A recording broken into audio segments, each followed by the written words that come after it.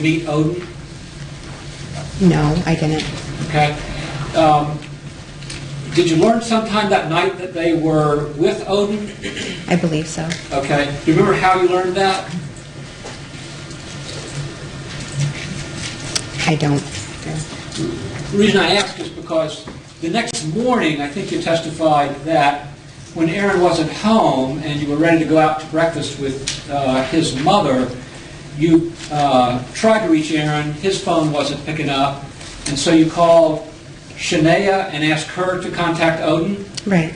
Okay. So by that time you knew that, or understood that Odin had been with Aaron and Robbie the previous night? Yes. And in fact, I think you testified that Aaron sent you a text message from Odin's phone, correct? I believe so. I think Mr. McCauley showed you a text message that said, I messed up, I'm at my spot, I'm bugging, something like that. Right. And you understand that was a message from Aaron, not from Odin. Correct. And then sometime later that morning, you saw Aaron and Odin drive up in the Suburban. Yes. At your house. Yes. And you saw Aaron get out of the Suburban, and Odin remained in it and took the keys, and Aaron said, return it when you're done. Something to that effect? Yes. And then Odin drove off, and your family drove off to a breakfast. Yes. Now, and when you got that text message on Odin's phone about the spot or the other spot, you understood that to be the apartment that Aaron had rented for Bo? I object, Your Honor.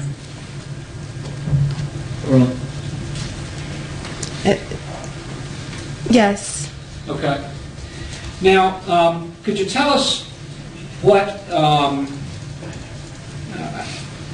you did during the day on Saturday after the breakfast with Aaron's mom? I believe after breakfast we brought AVL to her gym class. And then from there, I believe I don't know if we went home and then decided to go back out, or if we just shot over to Home Depot and dinner. So I'm not sure how it played out, but that's what we ended up doing. And you went to Home Depot for some patio furniture? Yes. Did you buy any or just were looking? I think we may have bought some patio lights. I don't know if we actually bought the furniture. Okay. And you and Aaron went out to dinner? Yes. And where'd you go? I think it was Longhorn. Longhorn. Okay. Just the two of you? And the baby, yes. And AVL? Yes. Then you returned home and everybody stayed there that night? Yes, I believe so. Okay. And tell us about Sunday. What activities did the three of you engage in on Sunday? Would this be Father's Day? Yes. I had planned a picnic for Father's Day. And what was the plan? Well, the plan was to find a park, and I had packed lunch the night before, and we would sit as a family and enjoy each other's company. And did you do that? We did. In the afternoon? Yes. And was there a zoo that you were going to go to, or? Yes. And did you do that? I don't remember actually going to the zoo. Okay. But it was a pleasant day spent, the three of you? Yes. And then on Sunday evening, you and Aaron went out to dinner with at the South Street Cafe in Providence? Yes. And that was kind of a last-minute thing? Yes. And you called Jennifer Fortier, the babysitter, to see if she could cover for you? I did. And she came over? Yes. Now, there were some pictures of the group of you at the bar as you were finishing the evening. Yes. Mr. McCauley, show you those on direct? Yes. And that was you and Aaron and Robbie and his girlfriend or fiance, and Robbie's cousin and his girlfriend or fiance. Yes. By the way, you refer to Aaron as your fiance, I do. and before all this happened, did the two of you have plans to be married? We did. And what was the plan? We were set to be married April 12th of 2014 in California. I mean, do you want the location? No, I mean, this was something that you had decided upon when? I'd say a couple months after he proposed. Okay. And when did he propose? He proposed in October on the day of my baby shower. Okay. And that would be October of 2013. 2012, I'm sorry. Yes. Right? Yes. A couple of weeks or a few weeks before ABL was born? Yes. So he proposes then, and the plan was to get married April a year in the future. Correct. Now, Sunday evening, the group of you have some drinks, correct? Yes. And you have some food to eat, correct? Yes. And then return home to the house in North Attleboro. Yes. Right? Yes. And when you got there, Bo and Charlie Boy were there, is that right? They were, yes. And this was the first time that Charlie Boy had been at your house. Correct. And you greeted Bo in the driveway I did. before you went inside. Yes. And then you went inside and, by and large, paid attention to ABL and to Jim. Is that Yes. right? Yes. And Mr. McCauley was asking you some times, and you were giving your best estimate of what times different things happened. That's correct. But it would be easy enough to determine what time you came home and what time Jim left by looking at the video, among other things, right? Yes. And Mr. McCauley was asking what time you left South Street Cafe and what time you arrived home, and that's easily determinable too, right? Yes. I mean, you hadn't studied those videos or receipts from South Street Cafe before testifying, is that right? That's correct. Did you know when they left they were going to go meet up with Odin? When they left the house? Yeah. No. So it wasn't until at some point along the way Aaron called you and said, "What's Odin's phone?" Correct. Okay. Now, I want to ask you a couple of questions about some things you said on direct examination. Do you remember testifying about the gun that you saw in the junk drawer? I do. And I think you said that you gave Aaron a look and believed that he took it out of the house as a result of that. Yes, I'm assuming. And you testified in the grand jury on that subject, is that right? I did. At some length, right? Yes. Now,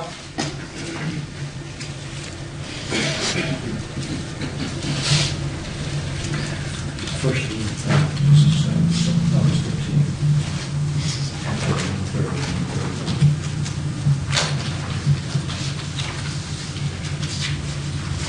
and do you recall testifying on direct examination that you didn't recall a conversation with Aaron about it?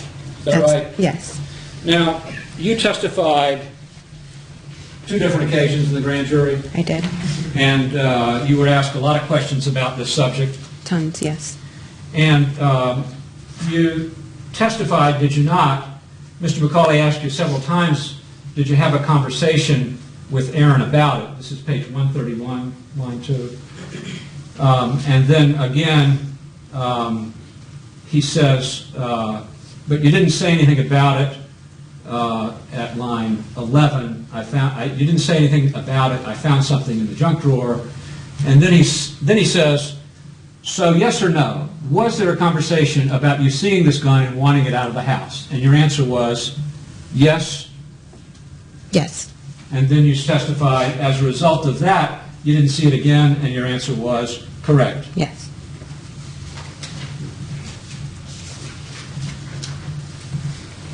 And that's in fact the case. Yes. And you were in that junk drawer regularly, right? Yes. I mean, that's right there in the kitchen. Yes, it is. Now, finally, Mr. McCauley asked you some questions about the box that Aaron asked you to dispose of. Yes. Remember that? Yes. And you were questioned at some length about that as well. Is that right? Yes, I was. In the grand jury? Yes.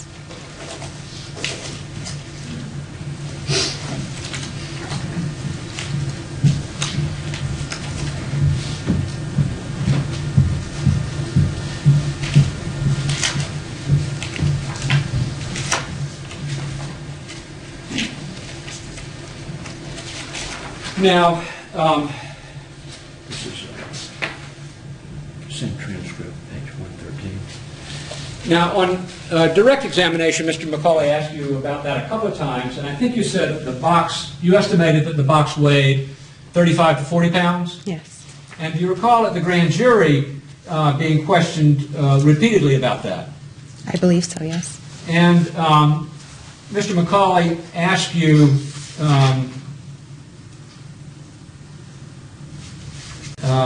how heavy did it feel? That's at the bottom of page 112. And you said, probably like carrying a child, maybe a little bit heavier. Question, a child approximately? Answer, meaning my child, 9 months, a little heavier. Question, your child is about 20 pounds? And you said, yes, maybe 25 pounds. Was that your estimate in August of 2013 about how heavy that box was? My estimate, yes. About 25 pounds? Yes. You didn't weigh it, I understand. No, I didn't.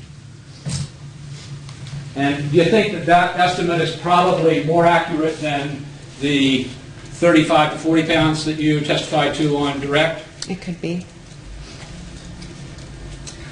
Now, as you were taking that box out, did you smell anything? I did.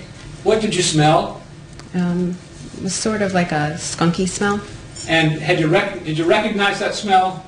I did. What did you recognize that smell to be? Marijuana. Now, you didn't look inside the box, I take it, other than to see the smaller boxes on the top layer? Correct.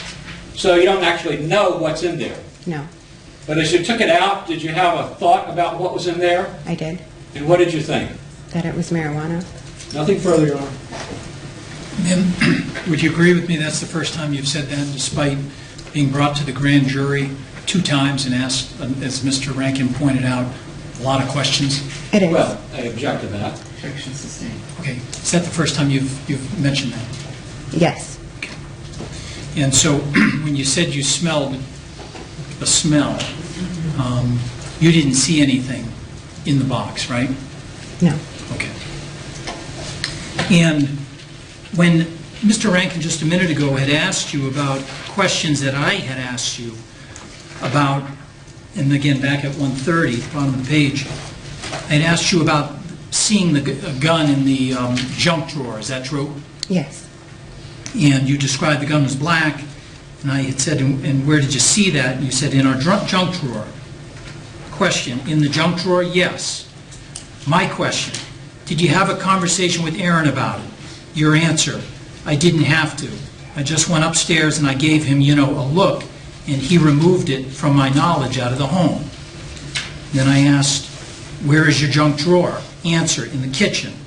Question, so you see this and you go upstairs, you give him a look, how would he understand what that meant? Answer, obviously he knew it was there, so. Question, but you didn't say anything about, I found something in the junk drawer? Answer, I don't remember saying anything. but I do remember giving him a look.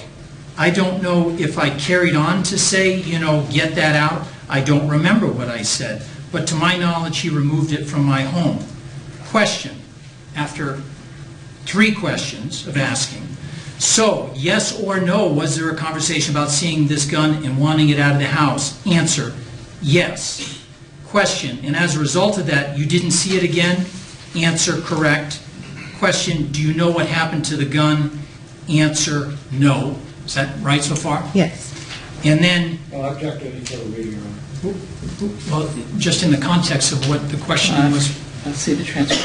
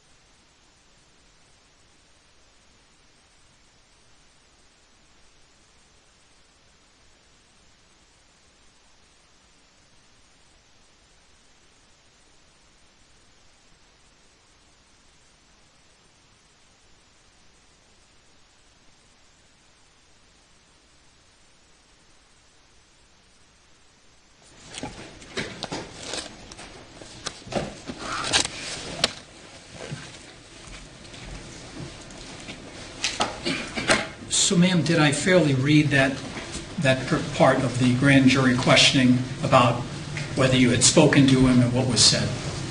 Yes. Okay. On Friday, I think I asked you a similar question.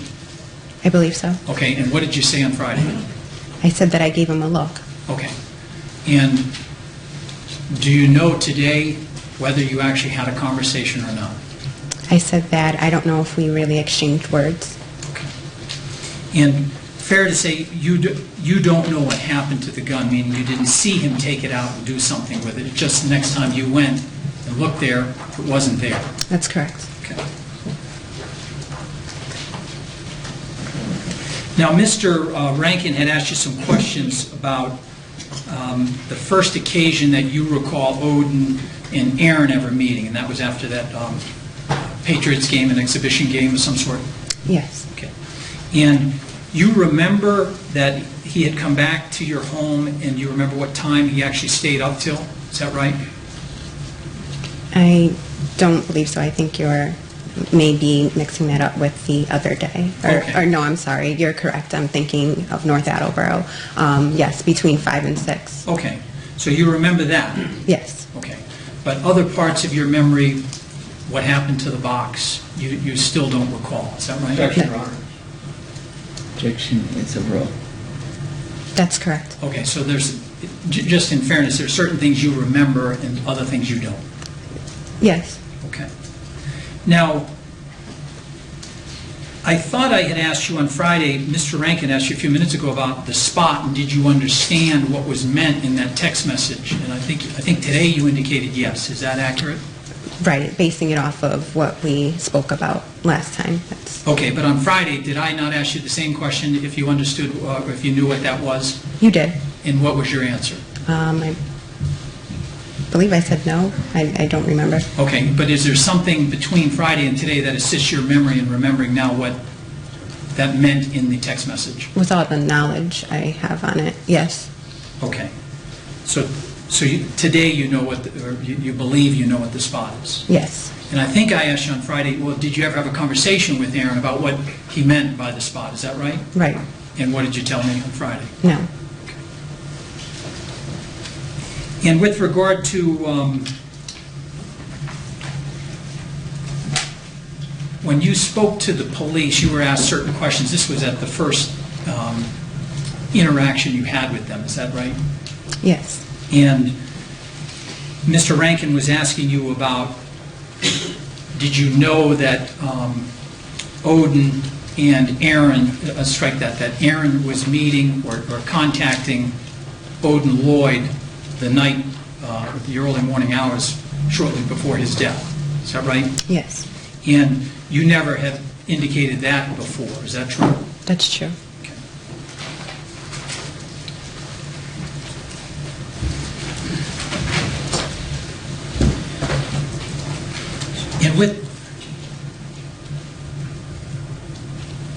And with regard to the issue of, I think Mr. Rankin had asked you about, would you believe Aaron, the defendant, to be the friend of Odin Lloyd? And you had indicated yes, is that right? Yes. Okay. Do you recall saying at the grand jury, I don't really know about the relationship they had? I don't recall that. Okay. And do you recall the other day when I had approached you, the same answer at the grand jury, about describing the relationship between Aaron and Odin? You indicated it was cordial.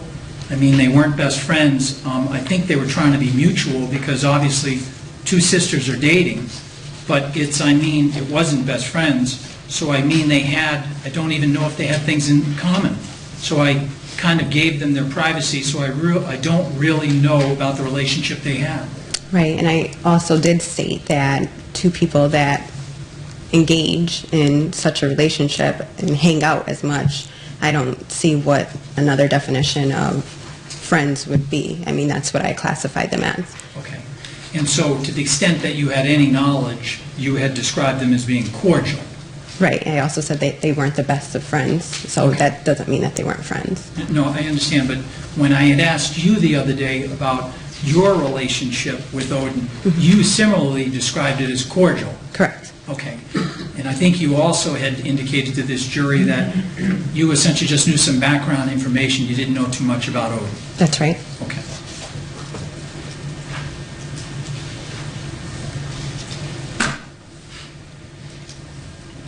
Now, ma'am, you've indicated that at some point you made a decision about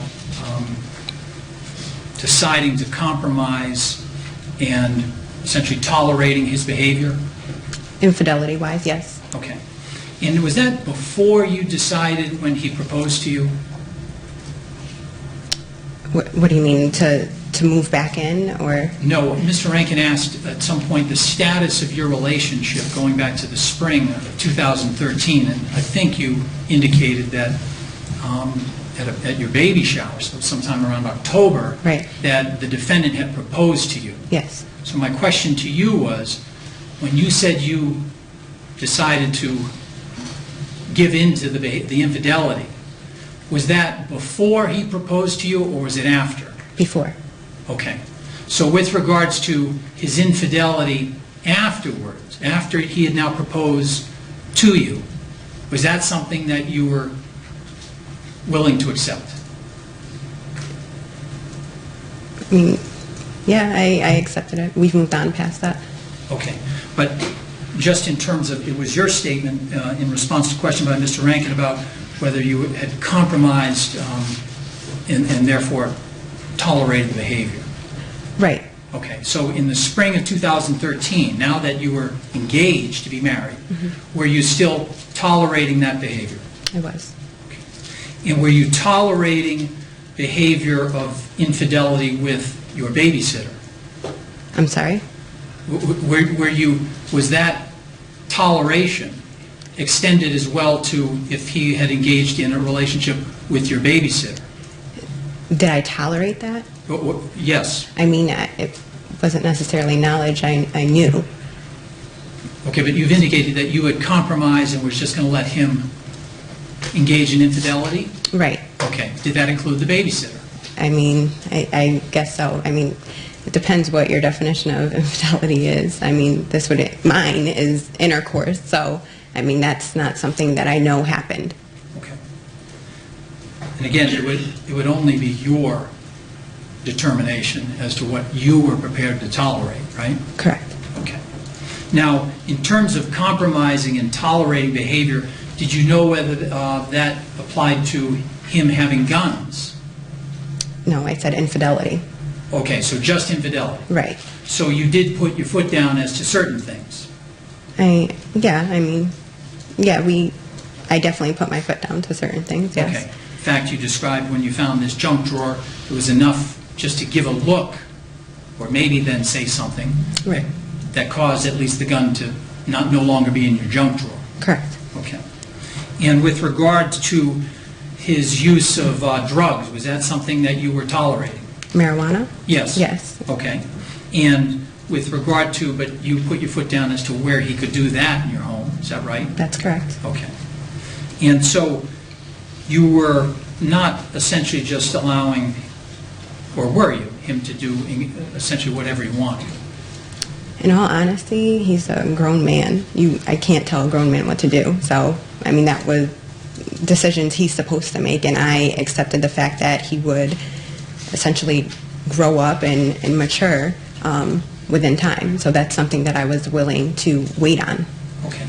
But, so during this time, he was essentially doing what he wanted to do? To a point, yes. Okay. And obviously, certain things he was doing, you didn't necessarily want him to be doing? That's correct. Okay. And when he asked you to do things, you would do things for him. Is that fair? Yes. You didn't choose to, it wasn't your box that you got rid of. Is that right? That's correct. Now, I have a moment, Ron, please.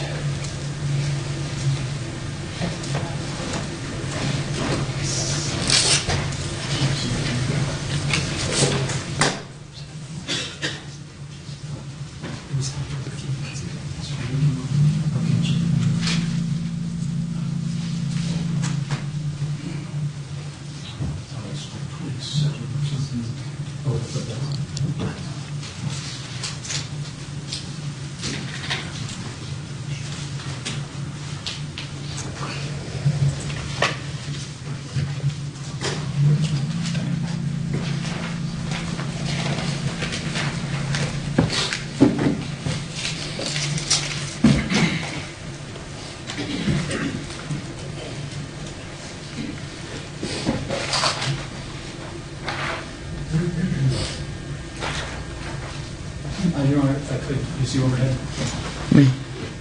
And ma'am, you were shown a photograph, Exhibit 27, that depicted a number of individuals who had come. There was a party, a birthday party for your birthday. Yes. And approximately how many people came?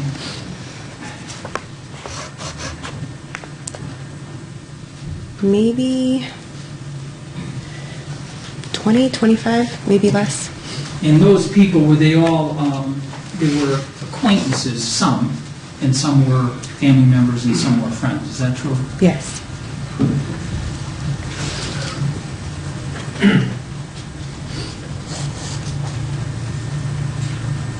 Ma'am, do you know what the defendant was holding here, his waistband? I don't. Had you ever seen him placing something in his waistband? No. Do you know whether this photograph was taken before or after you had had the discussion about the junk drawer? I don't know.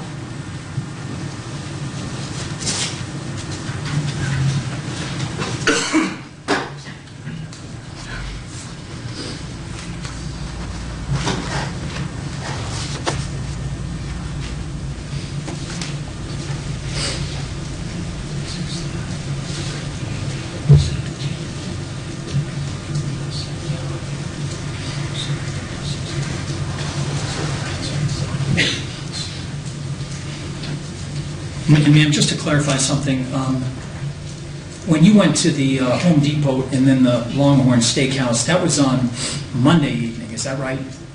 I'm not sure of the exact. Okay.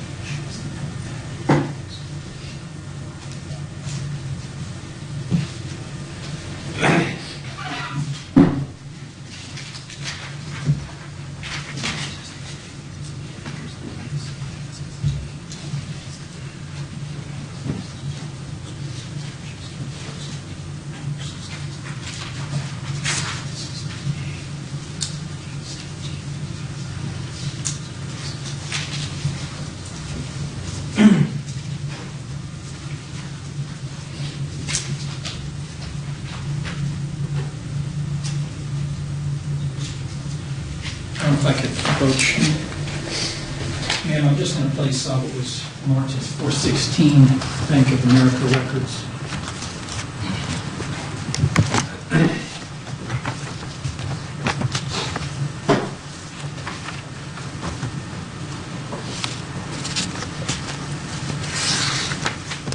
Directing your attention here, ma'am. The Home Depot in Mansfield, is that the Home Depot you recall visiting? Yes.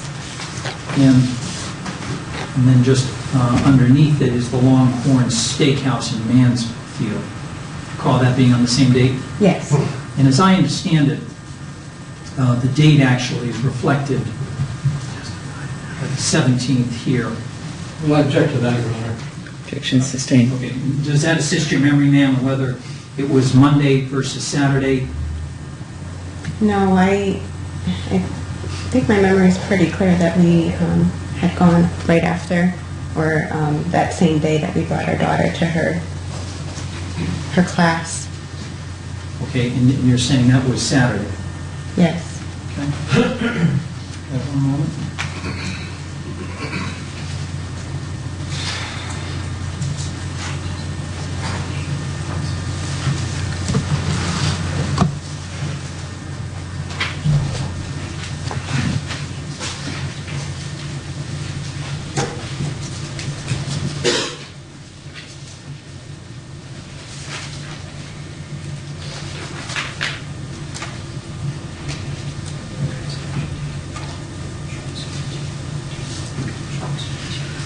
I'm going to try this again if I could.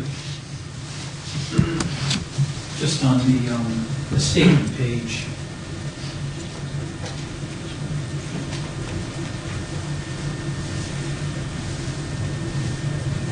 See where I'm pointing to, ma'am, here? The Home Depot, this date here. Yes. What date does that show? 6/17. Okay. And Longhorn Steakhouse, 6/17. does that assist your memory in any way about the date you would have gone? No, it doesn't. And ma'am, you were also asked a question about whether you understood there was profound sadness by the defendant when his father had passed away. Yes. Did you see similar profound sadness in your sister when Odin Lloyd was found dead? Objection, Your Honor. Objection sustained. Nothing further. A couple of questions, Ms. Jenkins. You testified over the course of 2 days in the grand jury, right? Yes. And you were asked a bunch of questions about this box, correct? Yes. Taking the box out, correct? Yes. And were you ever asked what you thought was in the box? Never. Were you ever asked if it had any smell to it? No. Thank you. You may sit down.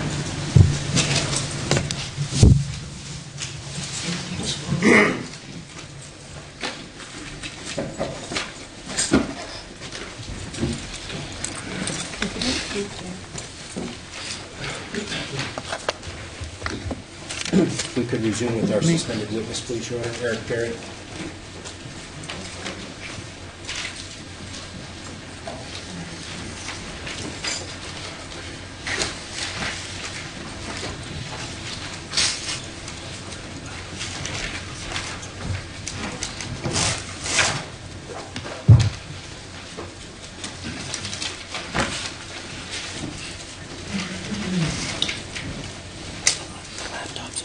Legislature. Ms. Sullivan.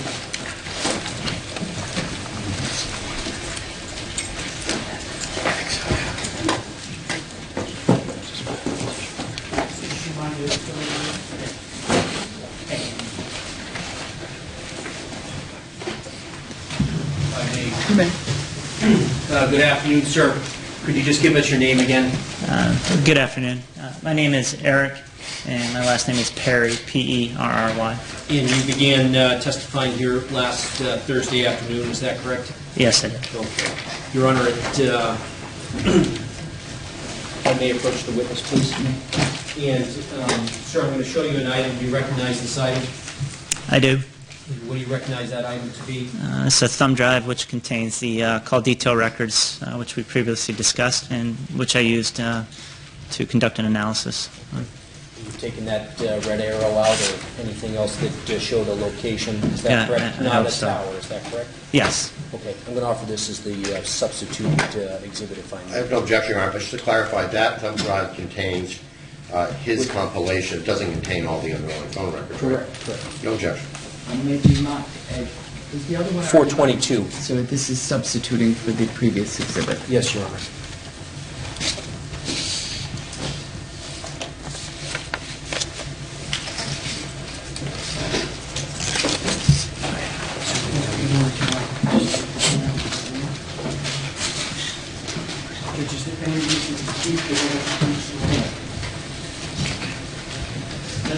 Council want the previous one marked for identification. That's fine, Your Honor. Yes, please.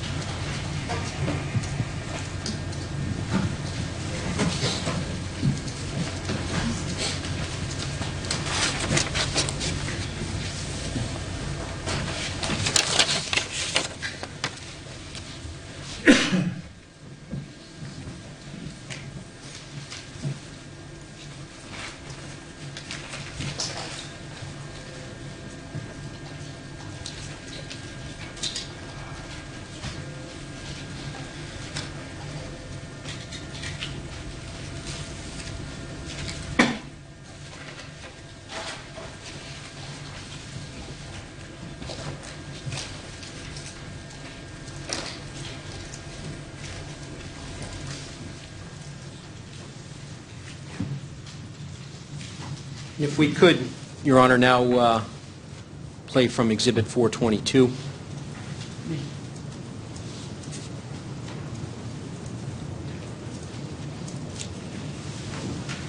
Now, just picking up from Thursday, this first portion of the exhibit shows what, please?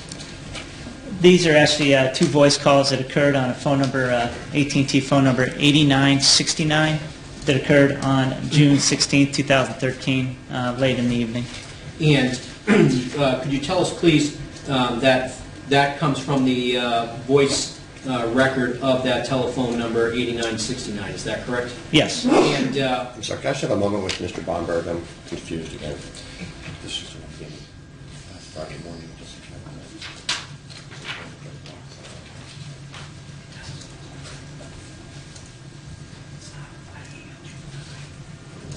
There's another one after this.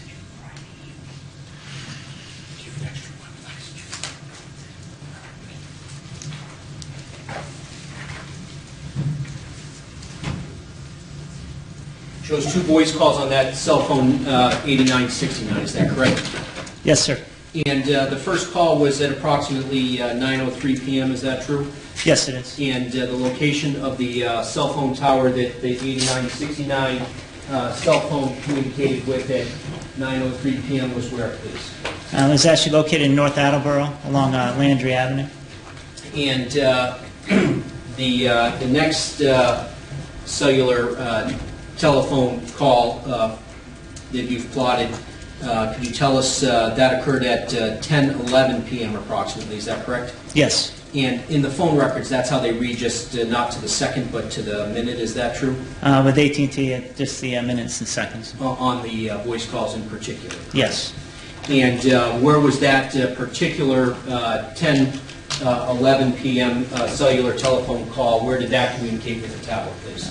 That would have occurred on a tower located in the south part of Providence, Rhode Island. I believe that's where I-95 and Highway 95 intersect.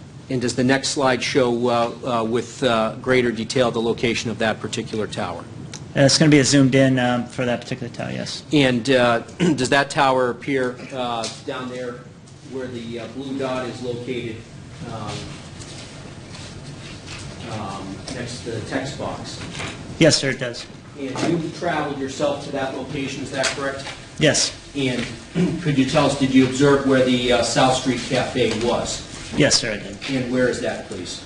It's located along the intersection of Richmond Street and South Street in Providence, Rhode Island. And within sight of that particular cell tower that you've documented there with the blue dot, is that correct? Yes, sir. Now, did you also observe the cell phone call detail records of the cell phone 860-502-2593? Yes, I did. And could you tell us, please, the location of the calls from to and from that particular cell phone on the night of June 17th of 2013, please? Trying to do my best in chronological order. The first call that I was able to map, again, these are voice calls for that number, occurred at 8:50 p.m., in which it was utilizing AT&T cell tower on Landry Avenue. And is that the same cell tower that you identified in relationship to the 8969 number? Yes, it is. They're same carrier? Same carrier, AT&T, yes. And does that particular cell tower provide coverage for the area of Ronald C. Meyer Drive? It's actually located just, the cell tower is located just south of that address, so yes. Continue, please. The next call that I can map, actually, the phone appeared to have traveled from the vicinity of Landry Avenue and is utilizing the same cell tower I just previously testified to in the south part of Providence, Rhode Island, in the vicinity of the I-95 and Highway 95. There are several voice calls that occurred starting at 11:18 p.m. on June 16th and then going into the early morning hours of June 17th of 2013. All the call events, one was 11:18 p.m., another one at 12:05 p.m. We have three events or three calls that occurred at 12:11 p.m. and then another one at 12:12. I'm going to go back and correct. I apologize. That was my mistake. 11:18 p.m. and then we're getting into the early morning hours of June 17th. So that's going to be 12:05 a.m. And then we have three calls at 12:11 a.m. and then another one at 12:12 a.m. And, if I may, Your Honor, I'm going to show you Exhibit 227. Do you recognize this as being a receipt from the South Street Cafe? It has the name South Street Cafe on the top with an address. It does appear to be a receipt. And does that indicate what time the check was opened? I have a date of June 16, 2013 at 9:37 p.m. And does it indicate what time the bill was paid? It does say check closed on June 17, 2013 at 12:19 a.m. Or actually 12:19 and 56 seconds a.m. Now, in addition to mapping out those voice calls, did you review the record to observe text messages that were actually also being sent and received from that cellular telephone during this period of time between 9:37 p.m. and 12:18 a.m. on the cell phone first 2593? For 2593, yes.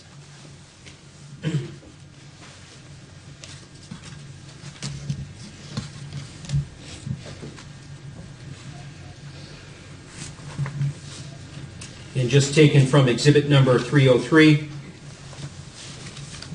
you've observed these records, these cell site location records for that particular telephone 2593, correct? Yes, I did.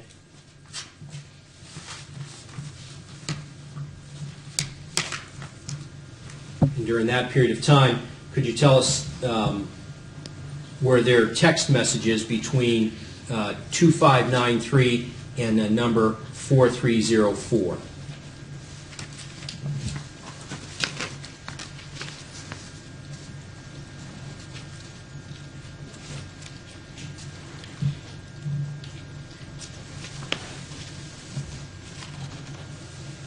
Yes, sir. And what time do those text messages between the 2593 number and the 4304 number begin, please? I've located one here at 11:29 p.m., 11:30 p.m., 11:31 p.m., 11:32 p.m., and now into June 17, 2013, at 12:04 a.m. Another one at 12:10 a.m., 12:11 a.m., 1:21 a.m. That's outside the... That's outside of Yeah. that particular time frame. Is that correct? Yes. In fact, looking at, again, 227, the receipt indicating that the check was paid at 12:18 or thereabouts, correct, a.m.? Yes. There's a... Yes. Closed out at 12:19 and 56 seconds in the morning, correct? Yes. Do you observe in the record 303 then movement of the phone number, cellular phone number ending in 2593? Well, I object to the movement of the cellular phone number, and I also object to this inquiry with this particular document on the screen, which doesn't seem to relate to these calls. Objection to movement is allowed. Does the cellular telephone tower that the phone number 2593 change after 12:19 a.m.? Yes, it does. And if you could go to the next slide, please. Could you tell us now, looking at the next slide, does that indicate that the cellular telephone tower is now different in a phone call occurring after that 12:19 a.m.? Yes. And where is that cellular telephone tower located with reference to this slide, please? It's still located within the vicinity of Providence, Rhode Island, but it's actually utilizing a tower to the west. And could you tell us, please, according to the record, with what telephone number now is 2593 communicating at that particular time, and what is the time according to the record? This is a voice call that occurred at 12:26 a.m., and his phone number 2593 is in contact with phone number 4304. And could you tell us, please, the next voice call between 2593 and a number? The next call that I was able to locate was at 12:38 a.m. on June 17, 2013. And where is the tower located that the call is sent to from the telephone number 2593? This particular call occurred on a cell tower in the North Attleboro area along Route 1. And in both of these calls, 2593 is the originating number, is that correct? Yes, sir. And 4304 is the number that is being called, is that true? Yes. Now, if we could, next slide, please. If you look at the cellular telephone records for the number 860-845-4304 for the night into the early morning of June 17th of 2013, and where that phone was communicating. Yes, I did. And could you describe for us, please, what the records show about where the cell phone tower is located that 4304 is communicating with? There are several voice calls on phone number 4304, which utilize a Sprint cell tower, which is indicated by the yellow dot and at the end of the yellow arrow. The specific started at 12:05 a.m., and then we have 3 calls at 12:11 a.m., another call at 12:12 a.m., one at 12:25 a.m., one at 12:37 a.m., and one at 1:09 a.m., Now, all using the same tower. all using the same tower, is that correct? Yes. And does that tower provide coverage of the area of Ronald C. Meyer Drive? Based on the vicinity and the adjoining towers, yes. And, Your Honor, if we could play from Exhibit 150, the home surveillance video, beginning... Well, I object to that, Your Honor. The objection is sustained.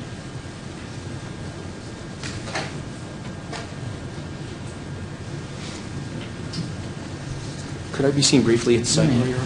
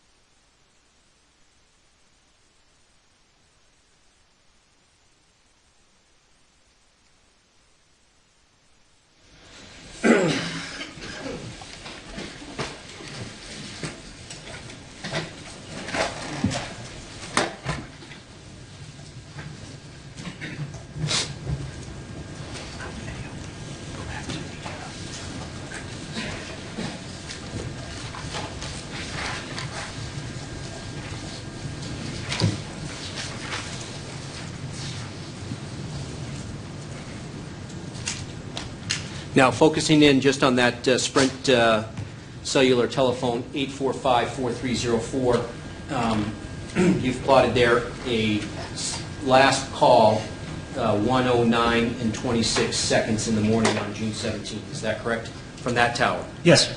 And if we could go to the next slide, does the cellular telephone tower that the phone then communicates with over the next series of communications, are those towers in different locations? Yes, sir, it is. And were you able to plot those locations Yes, from the records? from the record, And yes. if we could, the next particular communication, do you see, is that displayed here now on this slide? Yes, it is. Actually, again, the cell towers are indicated by yellow dots, and then there's a blue circle with a highlighted circle to just highlight the specific tower which was utilized at the particular time, which is reflected in the text box to the left. And this shows that 1:09 and 26 second call, is that correct? Yes, sir. Last call on that list. Yes. The next call, please. Could you tell us where that tower was located and what the time the communication was there, please? This actually, again, the tower is highlighted by the red circle. This is actually a tower located in the vicinity of North Attleboro along Highway 95, or Interstate 95, and that occurred at 1:14 and 28 seconds on June 17, 2013. And the number that initiates the call is what, please? That is phone number 4304, placing a phone call to 2593. And the next call, please? This is a cell tower. It's at the bottom of the screen, located just along the state line between Rhode Island and Massachusetts, along Interstate 95. This is a call that occurred on June 17, 2013, at approximately 1:22 and 42 seconds a.m. And the cellular telephone number that was called? The number called was phone number area code 617-785-3008.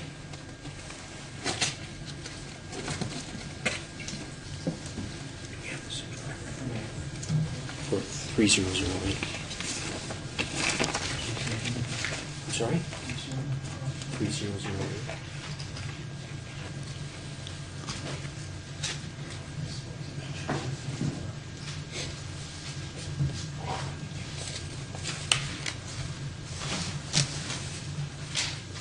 If I just may approach the witness, please.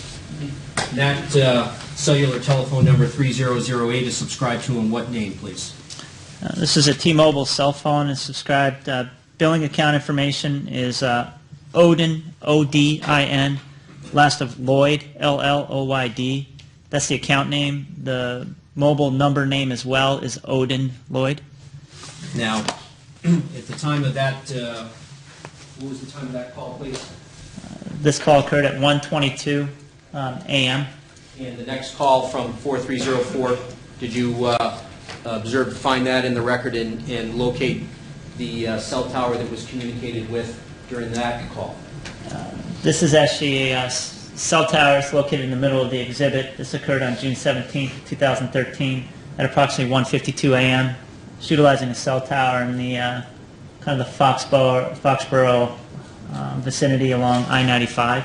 And what is the calling number of in that particular call, please? The calling number is 4304. And what number is called in that call? It's the number, T-Mobile number 3008. The next call, please.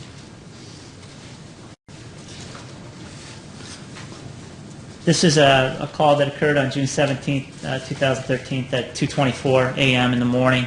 This was actually utilizing a cell tower in the vicinity of Interstate 93 up in the Dorchester, Boston area. And could you describe, the building, is that cell tower located on a building?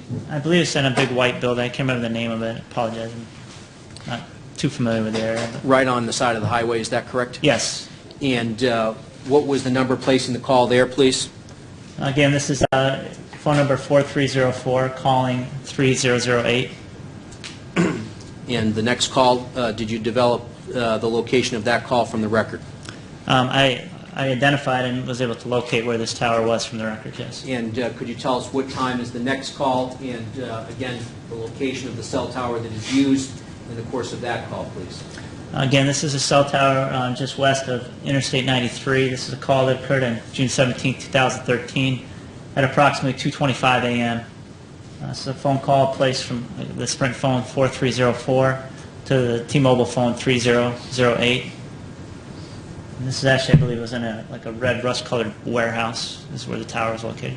And were you able to locate the next call in the Sprint cellular telephone record of 4304? Yes, it was. And could you tell us where that particular tower is located, please? That particular tower is located down in the vicinity of Dorchester. Again, it's located in the middle, kind of it's the bottom portion of this exhibit, in the center of the yellow highlighted circle. This call occurred at June 17, 2013 at 2:32 a.m. This was a outbound call from the Sprint phone of 4304 to the T-Mobile phone of 3008. And when you received your training, did you receive training on being able to determine sort of coverage of a particular cell phone tower? Yes, sir, I did. And could you describe, is there an industry-accepted standard of how you go about doing that? Yes, there is. And could you describe to the jurors, please, what the standard is and how that standard is performed in the field? We've received training and certification in a process called drive testing, radio frequency drive testing, which is a process in which utilize a GPS will obtain your location every second. And utilizing a phone of the specific carrier, we are able to determine your location and then determine from that location what cell tower your phone is communicating with. That information can be collected and utilized to provide a coverage map. This is a process that most of the providers utilize in conjunction with, or as well as us, to determine what we call a footprint of a particular tower and sectors for network optimization to isolate any dead areas to make sure that they have provide a common, even coverage area for a particular area. Now, did you use the record from the Sprint company's cell tower locations in order to determine a location of that particular call and the sector of the cell site that was used to make the call? I isolated the particular tower and sector that was utilized to make the call at 232, and I did determine the footprint of that tower, or that sector. Of that particular sector, is that correct? Yes. And the sector that was actually used to make this call at 2:32 in the morning, is that true? Yes. And could you tell us sort of how you did that in reference to this particular call, not sort of the general approach, but how did you do that in regards to this particular call? First of all, I identified the cell tower and located the cell tower based on the GPS coordinates provided by the provider. I then utilized a Sprint phone in conjunction with our JDSU platform, our drive test platform, which is a platform utilized by major providers as well. And I drove that entire region ad nauseum. I tried to cover as many streets as possible to determine the actual perimeter or the actual coverage area for that sector. And I've just gone to the next slide. This is that particular tower that was used by 4304 at 2:32 in the morning. Is that correct?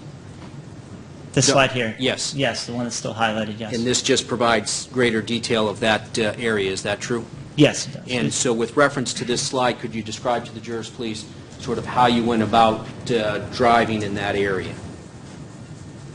Try to cover as many streets as possible. We drive, once you identify, as you're doing your drive test, the platform provides a real world, you can actually visually see the information as it's transmitted to and from your phone on your laptop. And what it does, it allows you to give you real-time feedback to know if you're in your target sector. And what I did is I tried to drive, again, like I said, ad nauseum, to drive as thoroughly as possible until I felt comfortable that I was outside the perimeter of that coverage area as well as inside, and I fully get the coverage area. And were you able to then document the results of your drive test of that area on a map? Yes, it was. And I'm showing you now the next slide. Could you tell us what this slide shows, please? That is the result of the RF drive test that I did, and that's the coverage area for for Tower 37 that was in that sector that was utilized for that 2:32 a.m. call. And does this particular map, if you could orient us, show the area of Faiston Street and Blue Hill Ave and the adjoining streets? Yes, it does. It's actually Faiston's going to be at the farthest reach on the left side of the slide. It's And if labeled you- Faiston, which kind of runs kind of almost northwest from Grove Hall. And if we could just point that out over here, and you could, It's actually Faiston, there you go, Faiston Street. And Blue Hill is going to be the yellow road that runs kind of south to north and north to south. It'll be just west of the Faiston Street label. and so the area that's depicted here in yellow, is that the area of coverage of that sector of the tower that you've described to us? Yes, it is. Next slide, please. Now, did you then utilize the T-Mobile records documenting 5 text messages sent and received from the Odin Lloyd's phone, the 3008 phone? Yes, I did. And just focusing in on those 5 text messages, do you see this next slide? I do. And could you tell us what's depicted there, please, and the time of the text message? At the top of the screen, I located it as T-Mobile cell towers utilized to send a text message on June 17, 2013 at approximately 3:07 a.m. And where is that particular cell tower located? Vicinity of Canton, Massachusetts. And does that cell site provide coverage of the area of Route 95? Based on the proximity and location, I would say yes. And could you describe for us, please, the location of the next communication text message with 3008 and the T-Mobile network? This tower is located a little southwest of the previous tower. It's highlighted by the red circle. This is it's located on Interstate 95. This is actually a text message that occurred on June 17, 2013 at approximately 3:11 a.m. The next text communication with the Odin Lloyd phone and the T-Mobile network, did you locate that particular tower? Yes, I did. And could you tell us, is that shown now in this slide? Yes, it is. And could you describe that communication for us, please? This was a text message sent from the T-Mobile phone of 3008, and this actually occurred at 3:19 a.m. on June 17, 2013. And did you locate from the T-Mobile records the next communication of 3008 and the T-Mobile network? Yes, I did. This is actually, this occurred on a cell tower located in the vicinity of Interstate 295 and Interstate 95 at the northern junction of that intersection. This occurred at this particular text message occurred on June 17, 2013 at 3:22 a.m. And these T-Mobile records actually give you right down to the second of the text message, is that correct? Yes, I do, actually. And this text message and the 2 text messages that follow, could you describe for us, please, do they all occur using the same cell site location in the T-Mobile system? They do. And are they all communications between the Odin Lloyd cell phone and the same particular other cell phone on the other end? Yes, there's the next, these text messages all occur between the same two numbers. And if we could just go through to the next, the next message after the 3:22:10 is at what time? This occurred at 3:22 and 40 seconds in the AM. And then the last text communication from Mr. Lloyd's phone, is that shown there? Yes, it is. The last text message was at 3:23 and 06 seconds in the AM of June 17, 2013. Now, did you then perform a drive test of that particular cell phone tower, of those three last text messages that Mr. Lloyd's phone used to communicate with the T-Mobile system? Yes, I did. And if we could have the next slide, please. Have you shown the coverage of that particular cell tower here on this map? Yes, it's indicated by the blue colors. And if you could just orient us to what's depicted here in the map, please. We actually have the cell tower location is indicated at the very bottom, which is a red cell tower. You have the lighter blue lines that extend from the cell tower. That's the approximate boundaries or sector boundaries for the tower and sector that was utilized for these three text messages. And I see that there's areas colored in that are outside of those boundaries. Is that correct? Yes, that's actually that's common within sectors. A lot of it has to depend on topography and geography and the lay of the land. And in fact, does it also have to do with the design of the cell phone towers as well? They try to, I mean, it does. I mean, it's more of a layout issue with the company as how they determine which areas they determine to cover. Could you just orient us to in relationship of that tower to the exit from Route 95 at Robert Toner Boulevard? Could you orient us to that, please? I can. Robert F. Toner Boulevard pretty much runs from east to west, right in the middle of the slide. It's actually indicated by the label of Robert F. Toner Boulevard. Just north of where the F intersects interstate, or where in the label there's an F in Robert F. Toner Boulevard, and I-95 runs through the middle of that label. You can see the off-ramp for southbound traffic.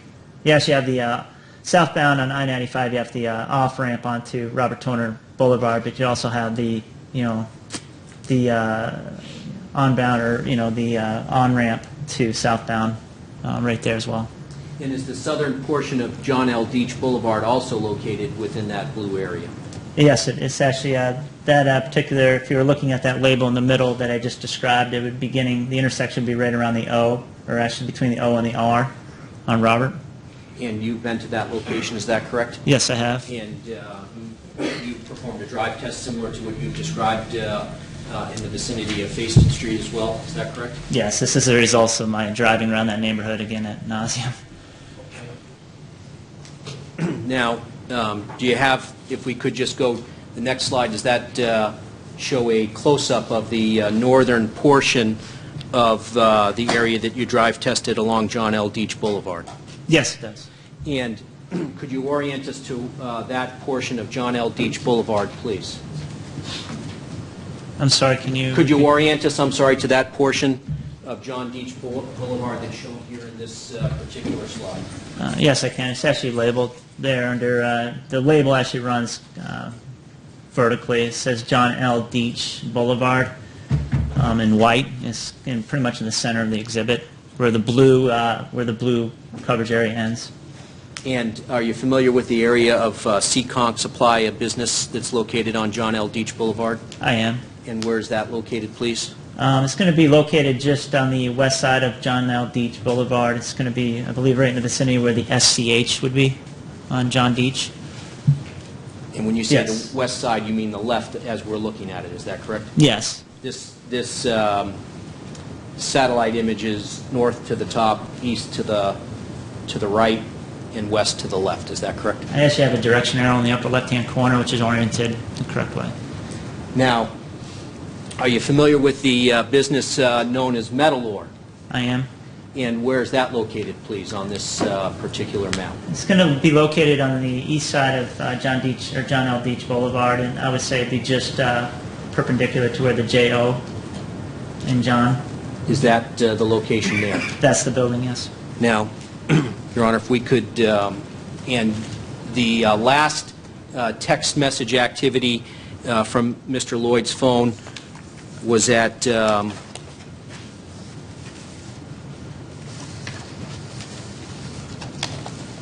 3:23:06 a.m., is that correct? Yes, sir, it is. If we could play from the... yes.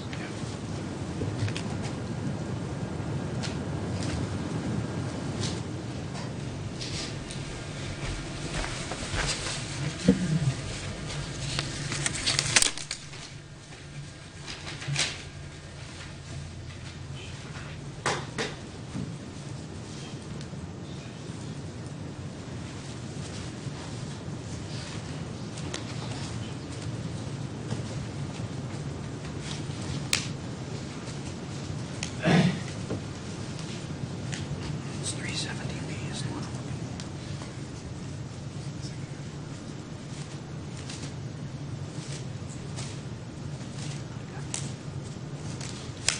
In the Exhibit 370B,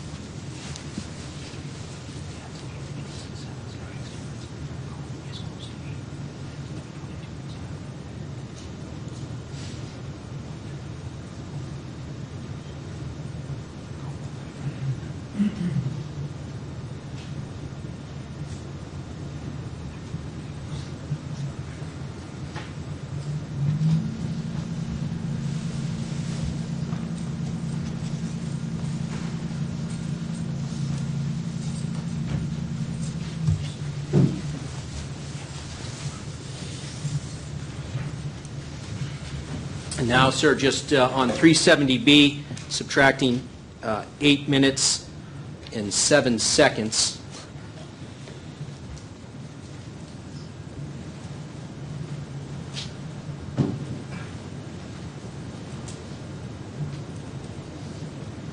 This would now be 3:22 a.m., correct? You said what was the time 8 frame? minutes you and adjust? 7 seconds. 8 minutes? Subtracting. It'd be roughly about, yes, 3:22 a.m.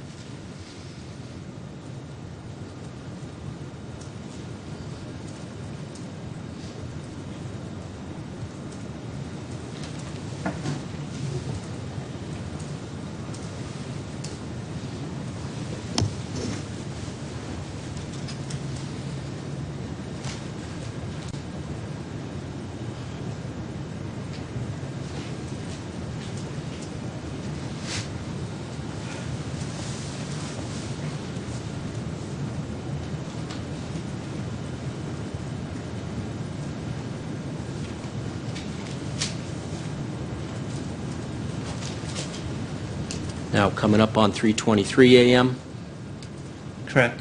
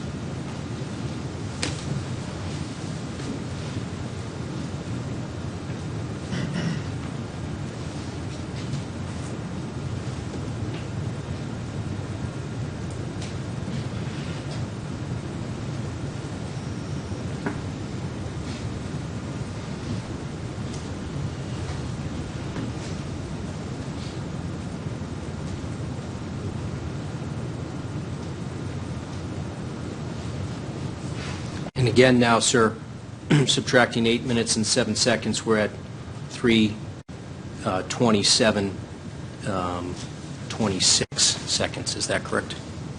Yes, sir, it is. Your Honor, if we could play from exhibit number 150. May-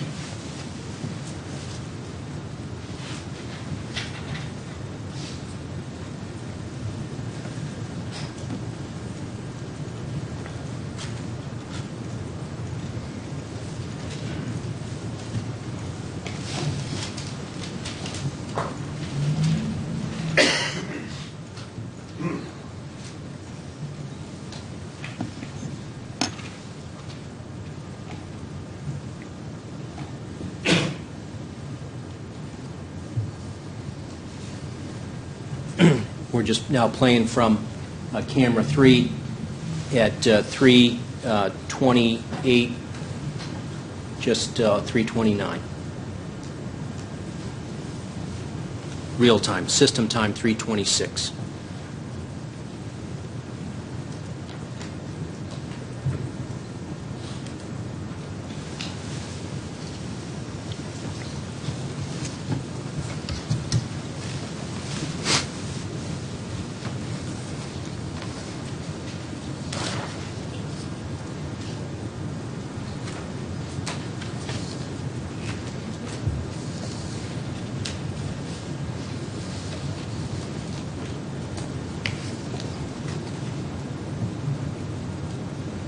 About 3:29,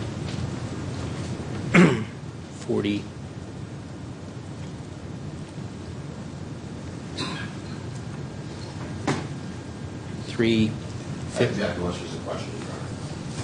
We had 2 minutes and 46 seconds at 3:30 in the morning, correct?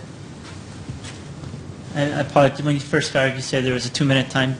2 minutes and 46 seconds. Then in that would addition to be, that. yeah, it'd be right around, you made me do math, right around 3:29. 3:30. 3:30 Yep. a.m. Okay, thank you.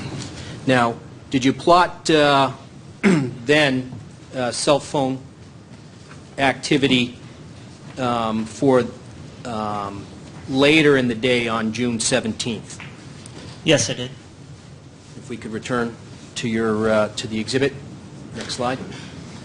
Did you look at locations for the cellular telephone 2593? Yes, I did. I believe that was in the late evening hours of June 17, 2013. Next slide, please. Focusing first on the earlier calls in the vicinity of North Attleboro, is that correct? Yes, those were, they started there and moved south after, later on in the night. Next slide. What does this slide show, please? This is actually a text message that was received by phone number 2593, and that occurred at June 17, 2013, at 11:43 p.m., and that was utilizing a tower in the vicinity of North Attleboro.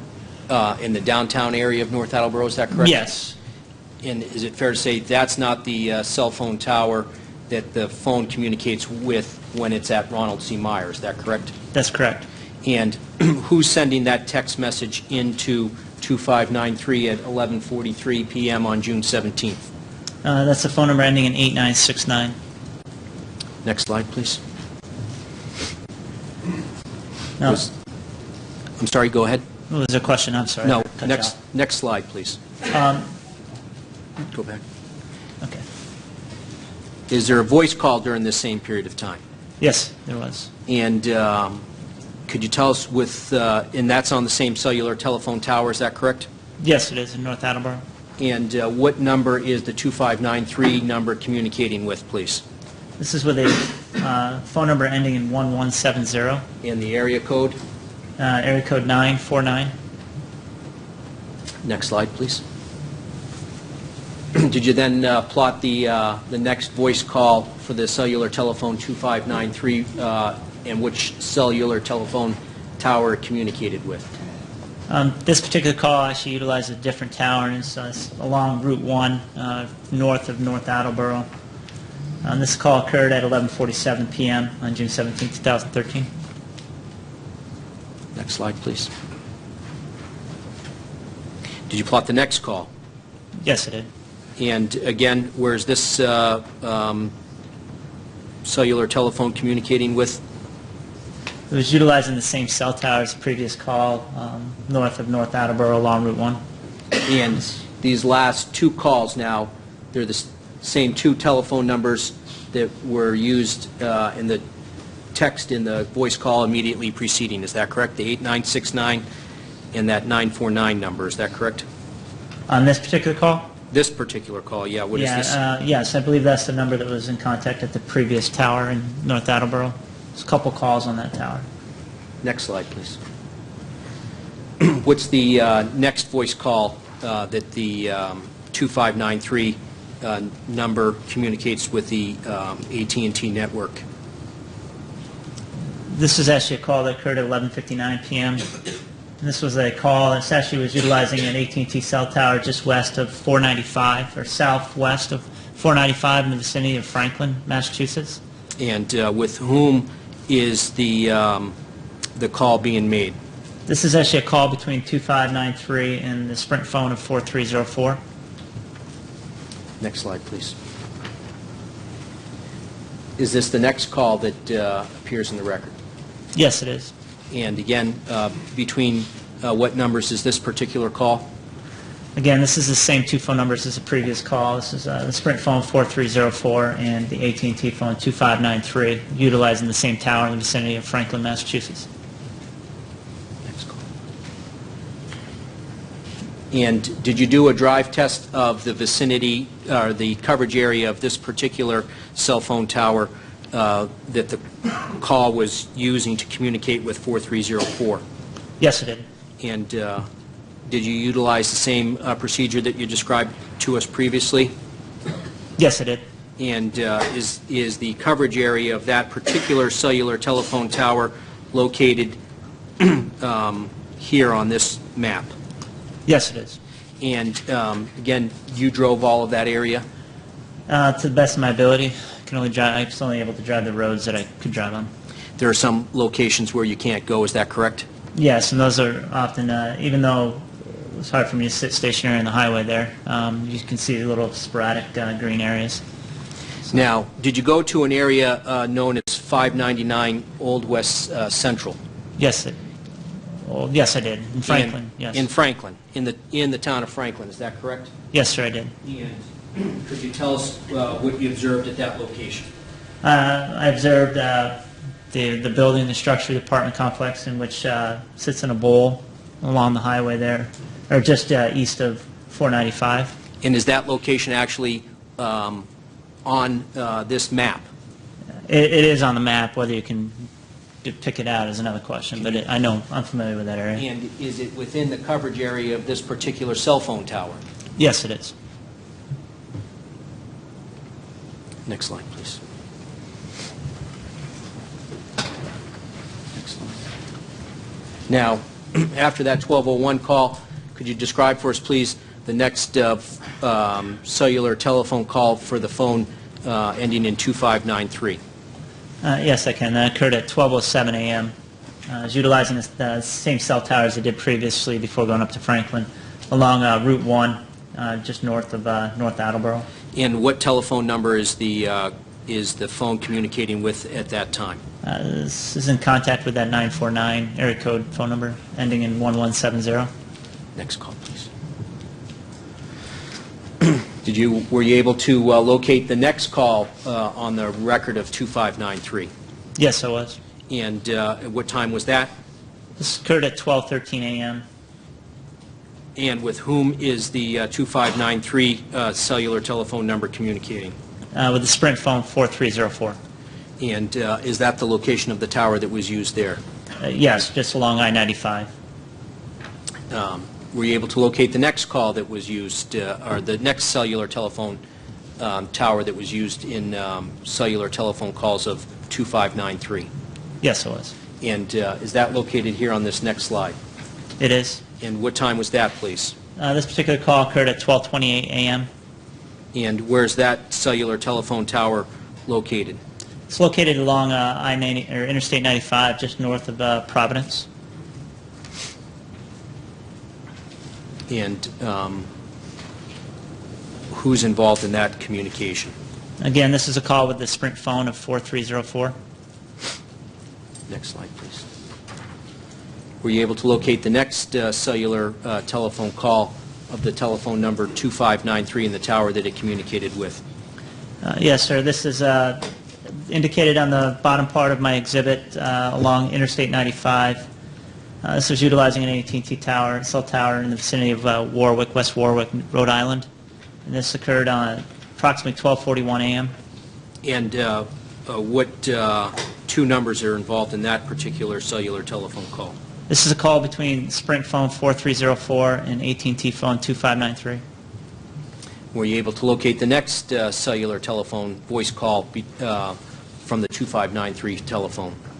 Yes. And where was that located, please? This is actually located in the Coventry, West Warwick area of Rhode Island. It's along Interstate 95. And at what time did that phone call occur? This one occurred at 12:43 a.m. And what two cellular telephone numbers were involved in that particular call? The AT&T phone 2593 and the Sprint phone of 4304.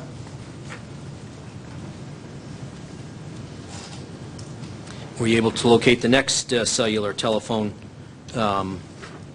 call of the telephone number 2593? Yes, it was. And is that documented in the exhibit? Yes, it is. It's actually same cell tower as the previous one. This call occurred at 12:45 a.m. and it was a call between the AT&T phone 2593 and the Sprint phone of 4304.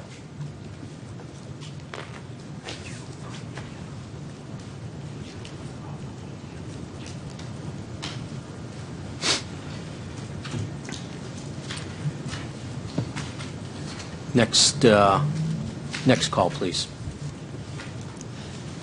This is a call that occurred on 1:02 a.m. It's utilizing an AT&T cell tower a little bit west of the previous one, still within the West Warwick Coventry area. And again, this is a call between the Sprint phone 4304 and AT&T phone 2593.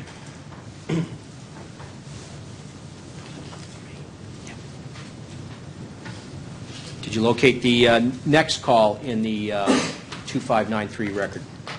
Yes, this call occurred at 1:10 a.m. This is actually utilizing the same tower within the Coventry area along Hill Farm Road. And this is a call actually between a phone number of area code 617-930-1341 and the AT&T phone number of 2593. And that number, the 617-930-1341 number, that's the call, that's the cell phone that's placing the call in. Is that correct? Yes, it's the originating number. Were you able to locate the next cellular telephone call related to the cellular telephone 2593? Yes, this call occurred at 1:15 a.m. And it was utilizing the cell tower back in the West Warwick Coventry area along I-95. This was a call between the Sprint phone 4304 and AT&T phone 2593. Now, the next call, does that also now show the 2593 number communicating with a different tower? The next call? The next call. I apologize. It bounces back and forth between those two calls, so Okay, I'm I sorry. would have to look at my exhibit to... Okay, next slide. This is a call that obviously utilized the tower up on Hill Farm Road in Coventry at 1:36 a.m. This And is- what telephone numbers are communicating in that particular call? This is a call between phone number 8969 and the AT&T phone number 2593. Did you locate the next call? I did. And where was the phone communicating in the next call, please?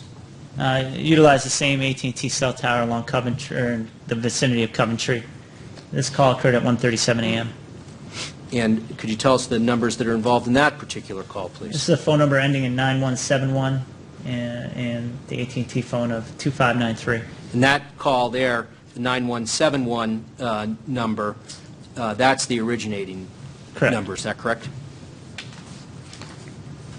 Did you locate the next call on the record? I did. Could you tell us where that cell phone tower was, please? Utilized the same tower as the previous slide in Coventry. This occurred at 1:38 a.m. And what telephone numbers were involved in that communication? Again, phone number ending in 9171 was in communication with the phone number of 2593. Did you locate the next call? I did. And could you tell us, is that depicted in this slide? It is.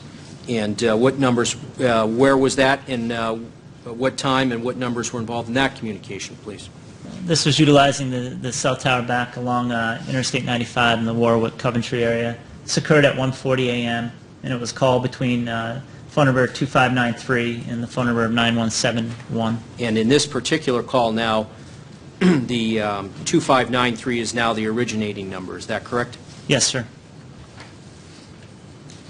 Did you locate the next call? This occurred at 1:45 a.m., and it continued to use that cell tower along I-95 in the Warwick-Coventry area. This is a call between Sprint phone 4304 and the AT&T phone 2593. Now, did you also look at the cellular telephone records and the locations of that Sprint telephone number 4304 for the evening or night of June 17th into the morning of June 18th Yes, it of did. 2013? Yes, it did. And if you could go to the next slide, please. Does this particular slide show where that cellular telephone 4304 was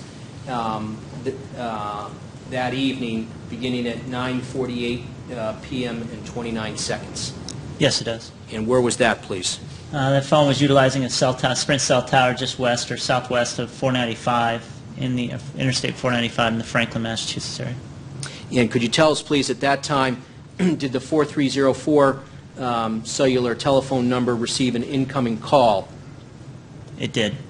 And what was the originating number of that incoming call to the Sprint 4304 number? That call was received by, or I'm sorry, the call was 4304 received a call from phone number 8969. Now, did you locate the next cellular telephone communication call into that 4304 in the record? I did. And could you tell us what time that next call was and the location of the 4304 number at that time? This was a call that occurred at 10:52 and 19 seconds p.m. on June 17th. And that was a call utilizing a cell tower along Interstate 295 southwest of Providence. That was a call that was received from the phone number 8969. Now, Your Honor, if I could play from exhibit number 150, please.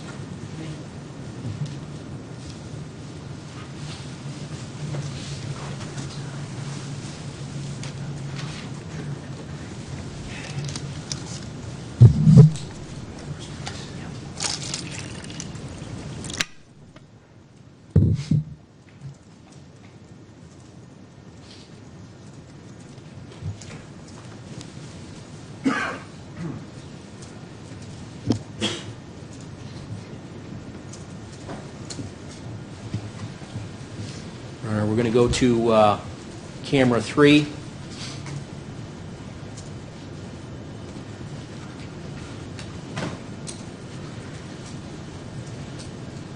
Getting 9:40 and 51 seconds system time plus 2 minutes and 46 seconds real time.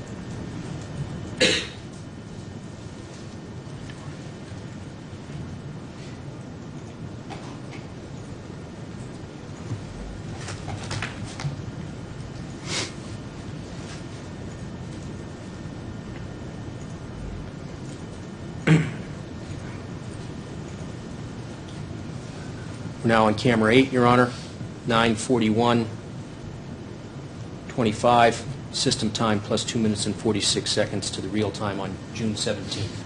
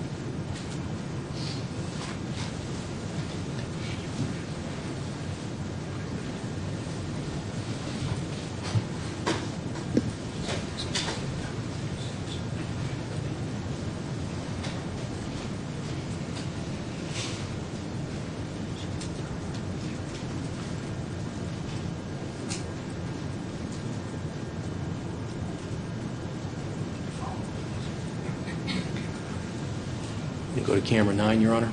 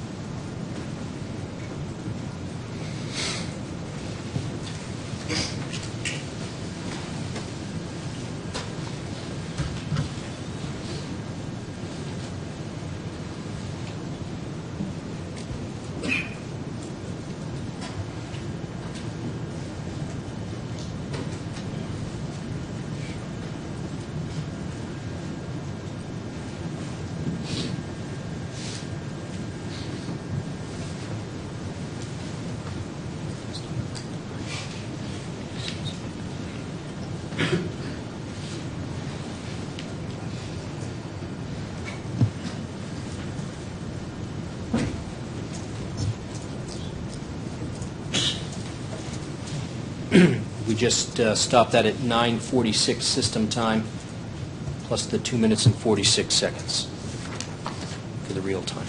We could resume with the...